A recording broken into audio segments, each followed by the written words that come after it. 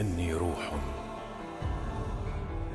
أدرك أني سأبقى ألون حلمي تملي، فإني اخترت الصمت رحيلا إلى عشق من لا يرحل عني.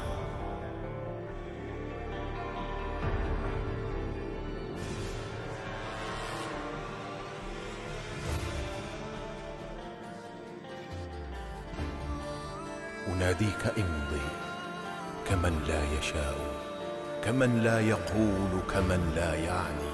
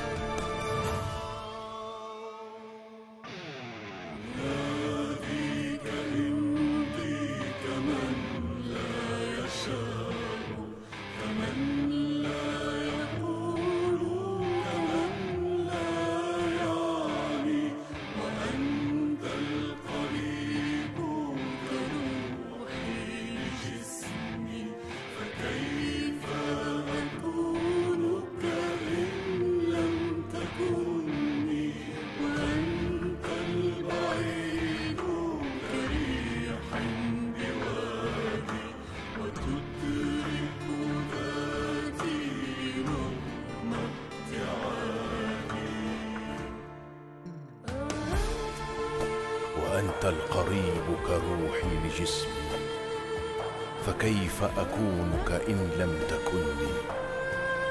وأنت البعيد كريح بوادي، وتدرك لو شئت رغم ابتعادي.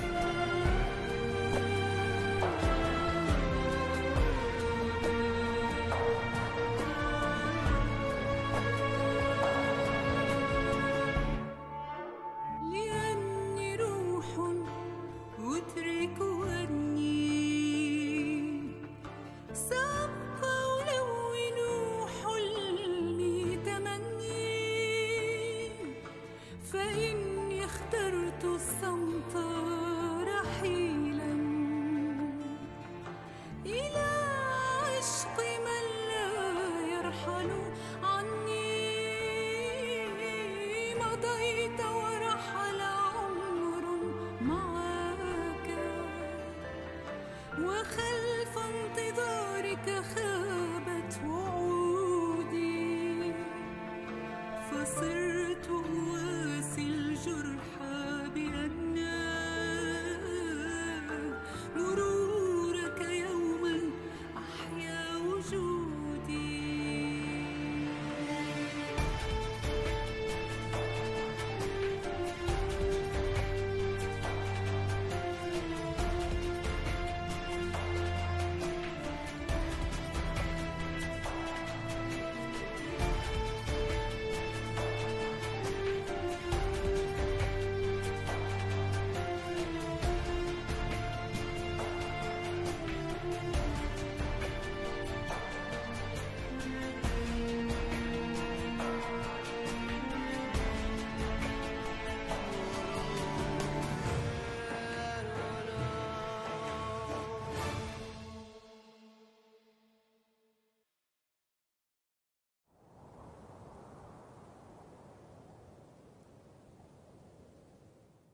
بس بدي منك شغلة واحدة، إنك تفهميني وتستوعبيني. وأنا هذا اللي بدي إياه بالضبط. يعني بدي نعرف بعض أكتر، بدي نفهم بعض بكل شيء وما نخبي عن بعض شيء أبداً. يعني بس القصة بدها شوية وقت لنكون متفاهمين وأكتر. وأنا معك بهذا الشيء، بس بدي تعرفي إنه أنا حابب أكون مسؤول عنك وما أتركك أبداً.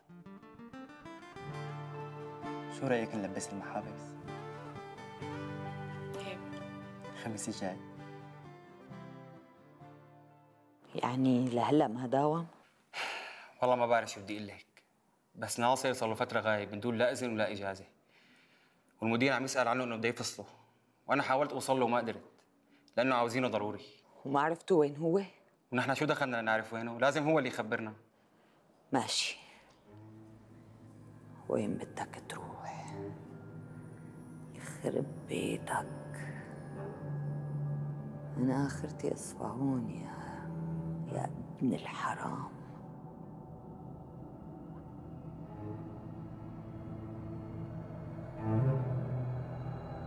طيب كتير خيرك، شكرا.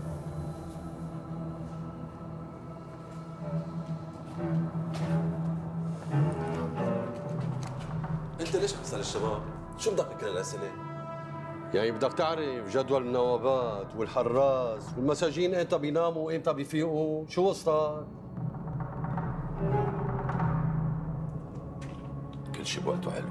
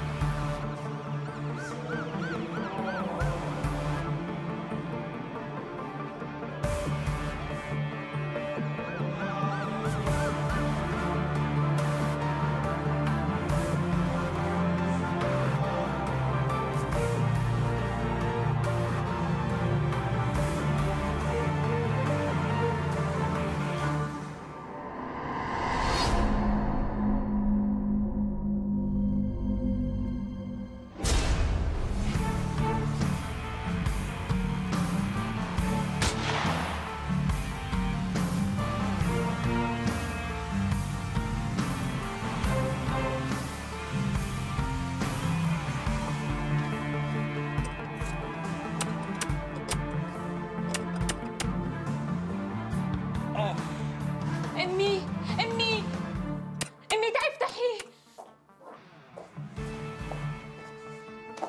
معقولة يكون ناصر؟ إن شاء الله يكون هو لحتى أشرب من دمه. امي انا كثير خايفة. لا تخافي، ما رح خليه يلمس شعره منك. شو بدك تعملي؟ بدك تفتحي له؟ امي فهميني شو بدك تعملي؟ معقولة بدك تقتليه؟ اسكتي، ما بدي اسمع صوتك.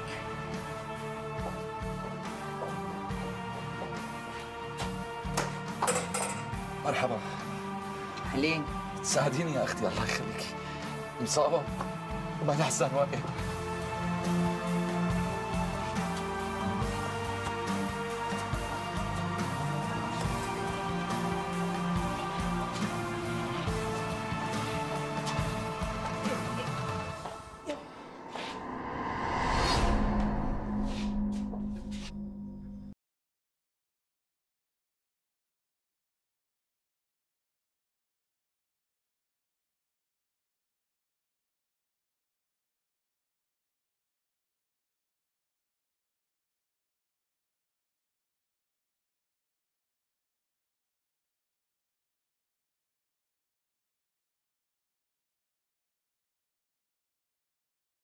والله ما بعرف وينه، ما بعرف وينه. خليني اشوف بنتي. ماشي، اشربي يا ودي.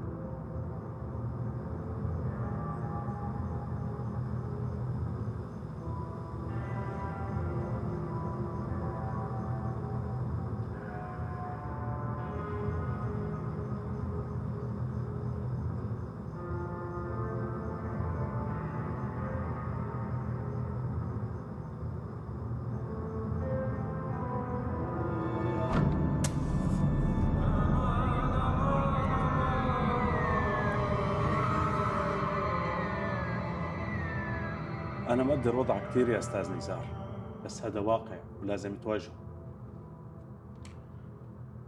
أنا لهلا مش عارف شو اللي صار. يبدو بعد ما صارت عملية الخطف وقدرت ترجع البيت صار معها شيء ما حدا بيعرفه، وتأزمت حالتها النفسية، لهيك أقدمت على الانتحار. ما كنت عارف إنه رح تعمل هيك. طلعت بفكرة إنه نطلع أحجز لها بأوتيل مشان نغير لها جو يعني. لما وصلنا طلبت مني إنه نروح كزدور، قلت لها تمام يلا نروح. وهونيك فاجأتني بانتحار. هي تقرير الطبيب الشرعي بيقول إنها تناولت كمية كبيرة من الحبوب المهدئة، وبصراحة الحق عليك يا أستاذ نزار. علي أنا؟ إيه؟ لأن كان لازم تخبرنا إنه الخاطفين رجعوها على البيت، على القليل كان فهمنا منها شيء أو شو صار معها. ويبدو إنه صاير شيء كبير كتير، لهيك أقدمت على الانتحار.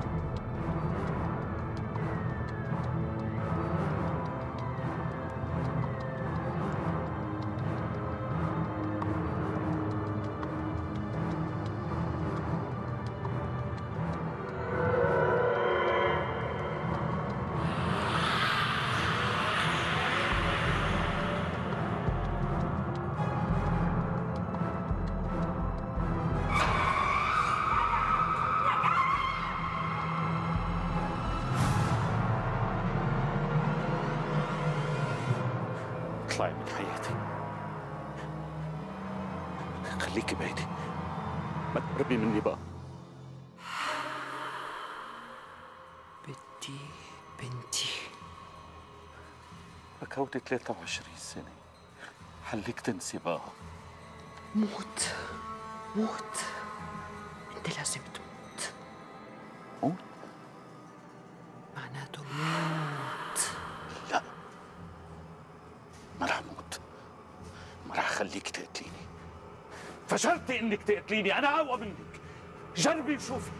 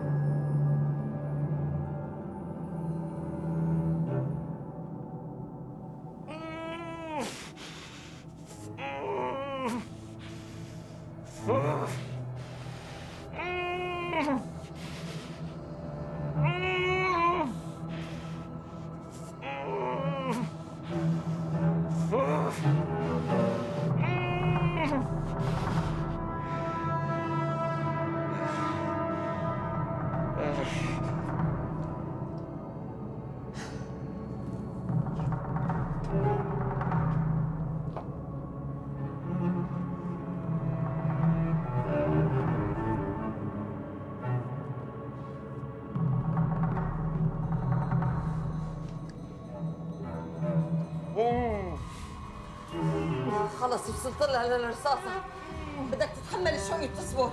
معها؟ سبتي شوي. يلا يلا رح بلش. بدنا نوصل لها، بدنا نوصل لها. يلا يلا يلا يلا. وين ساري؟ افتح انا اللي رح افتح. خليكي معه.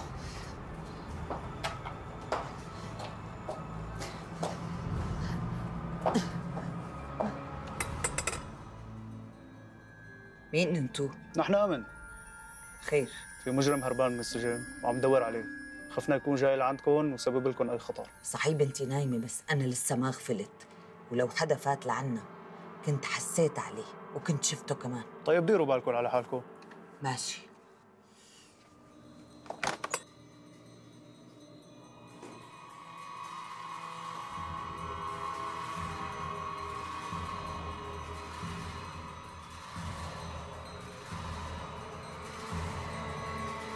أنا لازم أكون حذر، بأي لحظة ممكن تعمل معي أي شيء. لازم أكون جاهز لأي حركة منها. ما راح أخليها تعمل لي شيء، ما راح أخليها.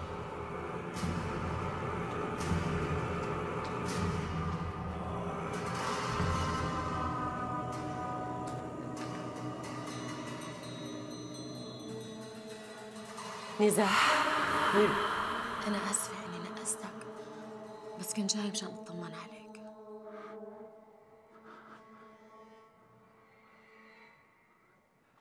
طول ما أنت جنبي أنا بألف خير. أنا كل مرة بقول إنه أنا ما عاد بدي خليك تحكي معي هذا الحكي، بس في شيء عم يخليني أسكت وأتراجع. هيدا الحكي بفرحني ويصل. يمكن يفرحك لإلك، بس أنا عم يعذبني كتير. ليه؟ شو ليه؟ أنا ما عم بقدر أتخيل الشيء اللي عم بيصير. أنا بشوف حالي وحدي عم تخون جوزها. أنت ما بتعرف شو عملت فيني. لا وصل، أنا ما برضى أبداً أحطك بهالموقف، أبداً. كيف يعني ما بترضى؟ لا تقلي إنك ما بترضى. أنا كل يوم وكل لحظة عم حس إنه في شيء عم يشدني لإلك. في شيء بده يعني ضل هون بهذا البيت لأنه أنت فيه. بدي ضل شوفك نزار. أنا عم حس حالي إنه أنا. أنت شو؟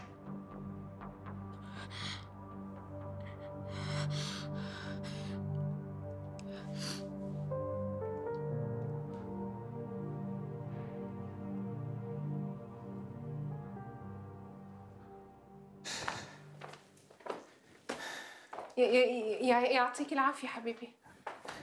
الله يعافيك يا رب.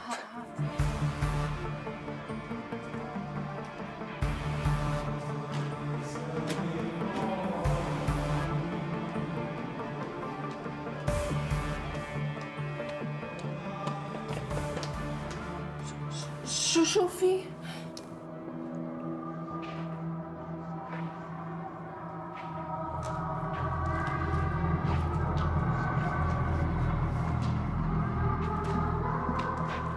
منصور، وبعدين معك لإمتى؟ شو لإمتى؟ شو عم تحكي؟ شو عم بحكي؟ عم بحكي عن الفيلا اللي بتشتغل فيها مرتك، ولا غيرت رأيك؟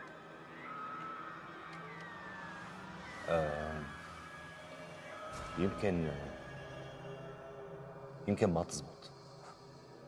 ليش؟ شو صار يعني؟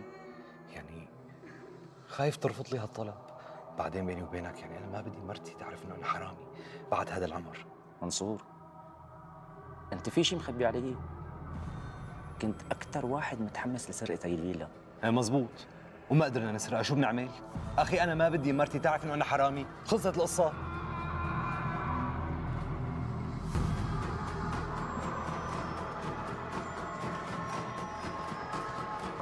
سيدنا بس لو تريحوني وتفهموني شو فيه.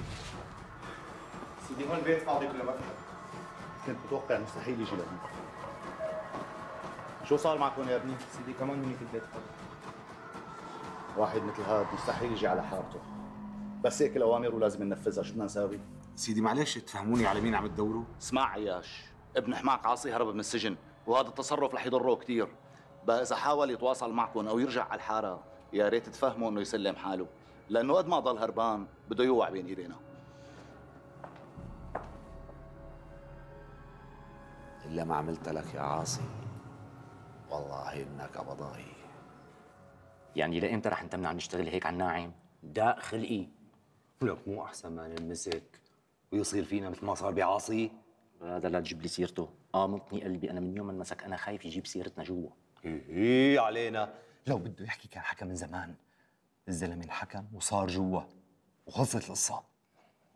معك حق. ايش وشايفني اجدى لحتى خليك تشاركني بسرقة الفيلا؟ هي الفيلا إلي، واللي فيها إلي لحالي، لحالي وبس. عياش عياش طمني، شو في؟ مشان الله اللي شو في؟ عاصي هرب من السجن.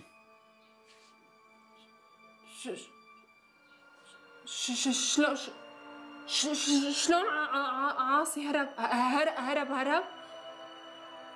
والله ما بعرف، بس أنا ما استغربتها، لأنه هاي القصة مو صعبة على واحد مثل أخوك. بس هلا أهم شيء ادعي معي إنه ما يجي على الحارة أبداً.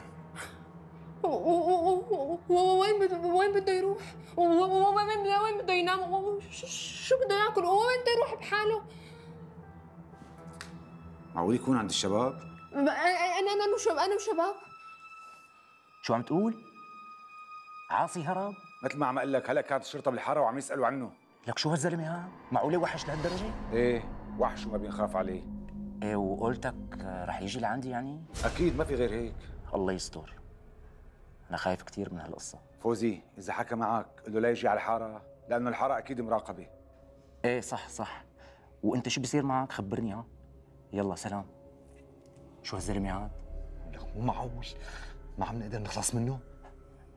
والله شكله هو اللي راح يخلص علينا. ولك ما في أصعب من الهريبة من السجن. شلون طلع؟ لك شلون؟ لك هذا عاصي يا منصور، عاصي.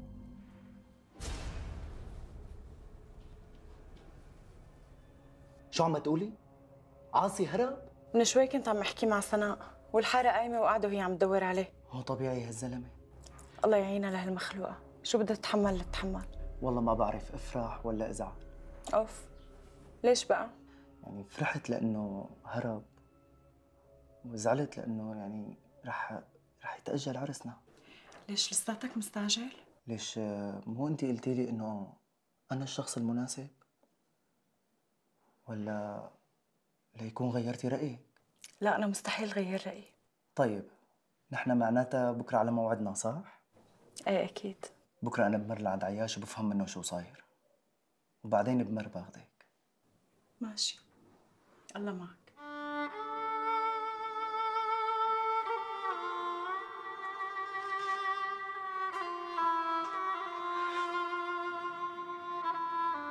أنا خايف كثير يا ماما. وشو سر هذا الخوف؟ مو قلت لي إنه ميادة صار عندها علم بكل شيء وأهلها دريوا؟ ليش خايف؟ خايف من كل شيء.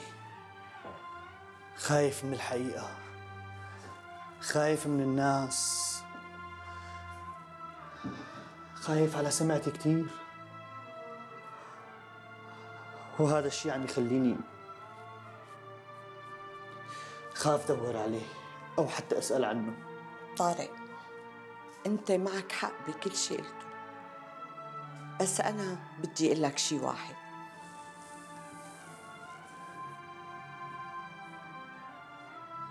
شو هو؟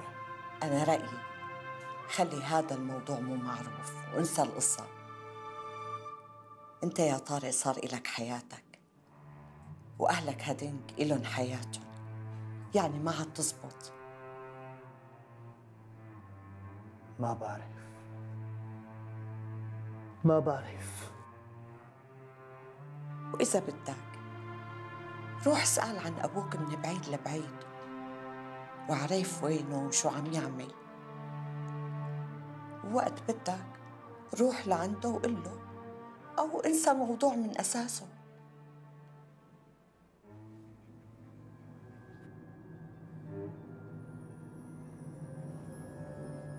يا ترى شو وراك؟ شو قصتك؟ وأنا ليش فوتك لعندي؟ كان ناقصني هم فوق همي.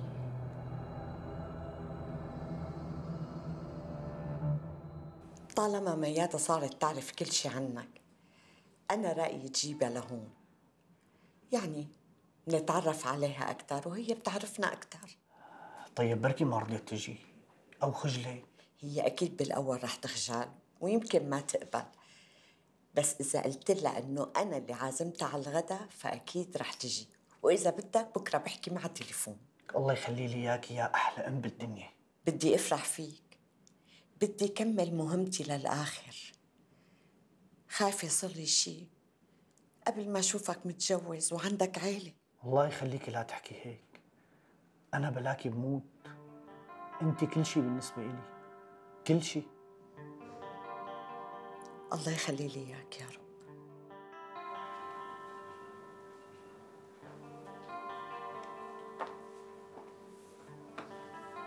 صباح الخير أمي. صباح النور، كيف صرتي؟ أحسن، كأنك مانك نايمة الليل وأنتي سهرانة على راحة الأستاذ. ما عم بفهم شو صار هالاهتمام.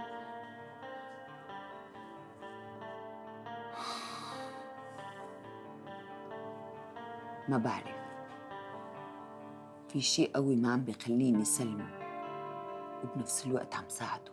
طيب شو صاير معه؟ إمتى بده يصحى؟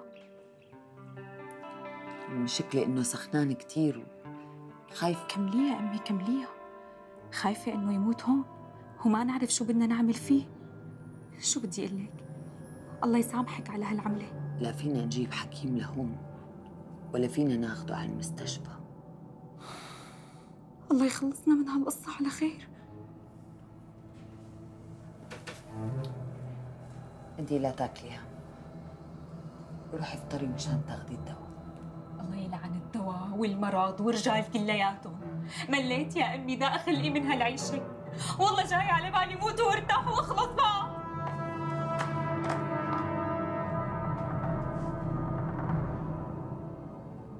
والله اللي صار ما بيطمن ولانه منيح ابدا. عاصي كل ماله عن ورط حاله. طيب ما اتصل فيك؟ ما حكاك؟ هذا اللي مجنني، ما بعرف وينه. شو اعمل؟ اللي ببوس ايدك شو اعمل؟ تهدي ولا تعمل شيء. روح هلا عند خطيبتك وانا اذا جد اي شيء جديد بخبرك. روق روق. خبرني شو بصير.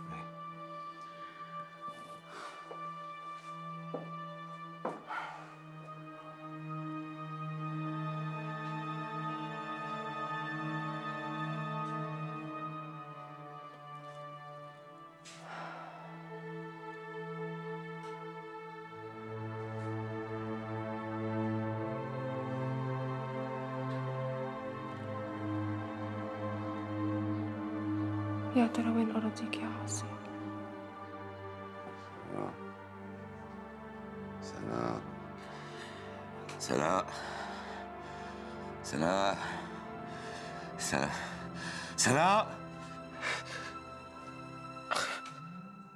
مين سناء؟ مين انتي؟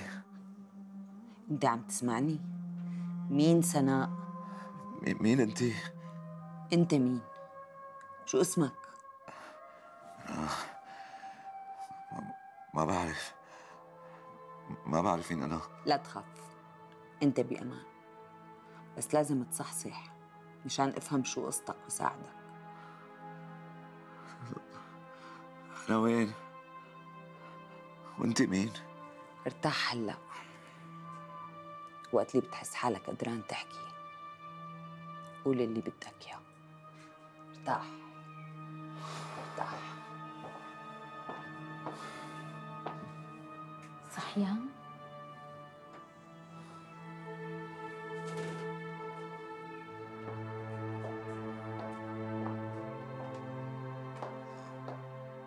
ميادة لازم تقبلي، لأنه ماما هي اللي عازمتك. يعني بس على أنه أساس بدك يعني روح؟ شو على أنه أساس؟ ما بدك تعرفي على حماتك؟ هلا أنت مصر تخجلني؟ هلا لا تعملي لي فيها خجل وما خجل، اسمعيني، هلا بتفوتي على محاضراتك وبتركزي كثير منيح، وبس تطلعي بتحكي معي وأنا بجي باخذك.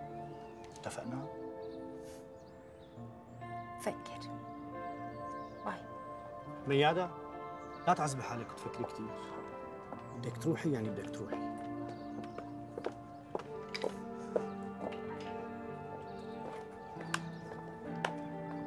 ميادة بدك تروحي.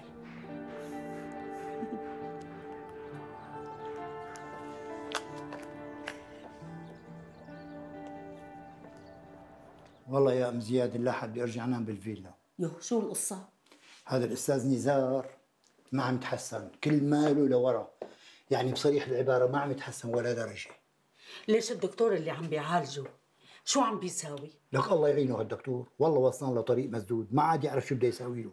عم يقول لي بده علاج خاص، يعني بصريح العباره بده مصح نفسي. يا لطيف شو مرضه؟ يا لطيف على هالمرض، هذا مرض بصيب العقل. قال الواحد بصير بيتخيل انه في اشخاص قاعده معه، هو ما بيكون في حدا، ومدري شو عم يتخيل شغلات ثانيه، بس صدقي انا صرت خايف كثير، والله خايف كثير. ومن شو خايف؟ يعني لا يعني هو الواحد ما حلو باخر عمره يصير معه هيك. على كل ام زياد انا لازم امشي لانه اتصلت فيني وصال وانا معذبه بالليل كثير ما خلاها تنام. الله معك.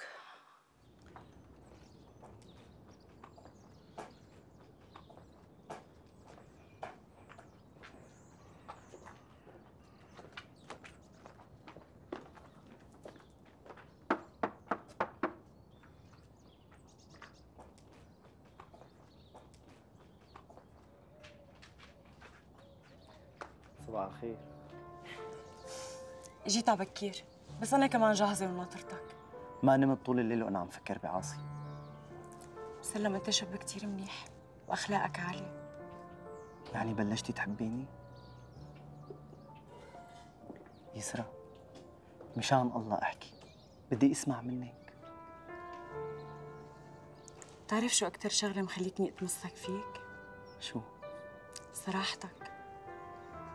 يعني حكيت لي عنك وعن مشاكلك، وهي مشكلتك بالذات انه تحكيها لبنت بدك تتجوزها رجوله. والله يا يسرا خلصت من هالمشكله، لانك انت معي وعم تعطيني قوه مو طبيعيه، وكلامك هاد فعلا بخليني اندم اني ما عرفتك من زمان. فرق العمر اللي بيني وبينك ما له مشكله ابدا يسرا، هذا اخر همي واخر شيء ممكن فكر فيه. انا حياتي بلشت معك، وانا حياتي بلشت معك، وما رح اتخلى عنك لو شو ما صار. بحبك.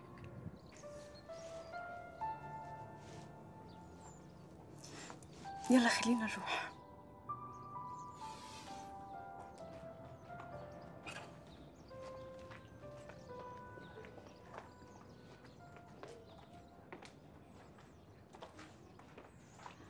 شبك منصور، فصلتك لأني مشغولة، أكيد ماني قاعدة عم أتشمس يعني. وليه هيك عم تحكي؟ شكلك أخذتي راحتك على الأخير. هلا أنت كثير صعبة عليك تحكي هيك بشكل طبيعي وسلس مثل أي بني آدم؟ ولك أنا هيك بحكي العمى. طيب شو بدك هلا؟ ليكي على التليفون ما رح أعرف أحكي معك، بس إجي لعندك وشوفك في إلي حديث تاني. هلا مالي فاضيلك بخاطرك. ليش سيادتك امتى كنت فاضي لي؟ بده يجي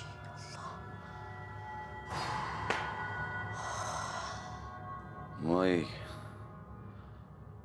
اعطوني مي، عطشان عطشان، مي بدي مي بدي مي، عطشان.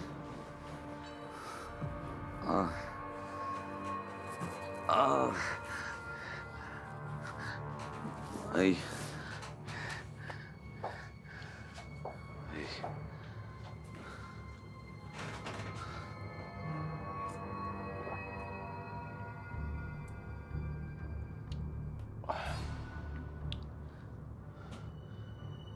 هلا انت ما بتعرف شو صار؟ لا ابدا ابدا. ما بتعرف شو اسمك؟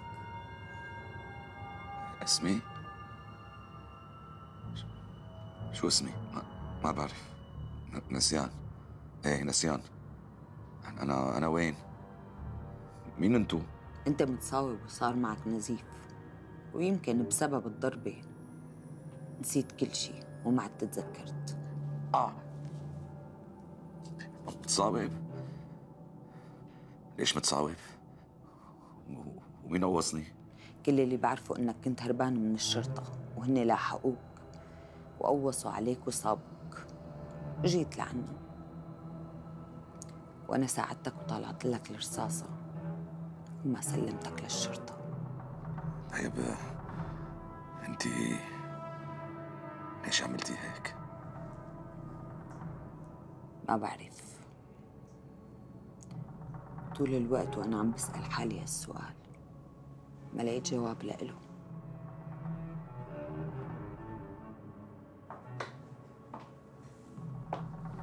صباح الخير أمي. صباح النور. ما تخاف، هي بنتي مها بتعرف كل شيء.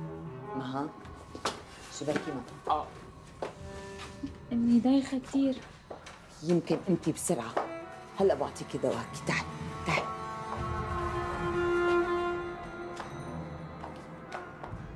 يعني ولا حكيت معه؟ طيب ماشي فوزي، الله يخليك، أول ما تعرف أي شيء خبرني دغري. الله معك. طب طمني عنه. لا شافه ولا اتصل فيه. وين بده يكون راح؟ يعني شلون هيك بيعمل؟ طمني، عاصي بيعرف انه الحاره مراقبه وانه رفقاته كلهم مراقبين، مشان هيك ما راح يقرب. عياش مشان الله دور عليه. لك وين؟ شو مفكر الشغله سهله؟ عند هدول رفقاتكم اللي بتشتغلوا معهم. ما كان انه ما كان عندنا شغل معين.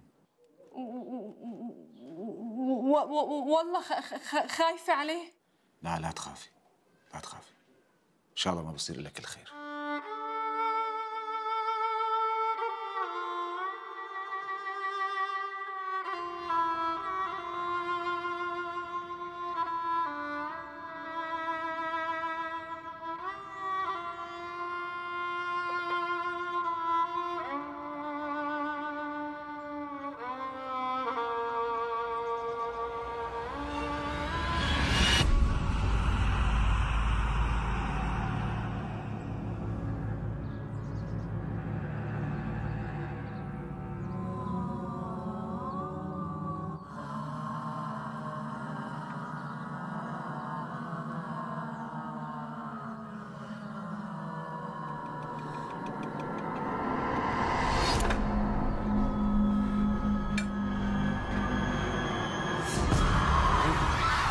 اتركيني بدك تذبحيني، اتركيني اعمل لك، اتركيني. لا يا الله ما بدي موت، لا.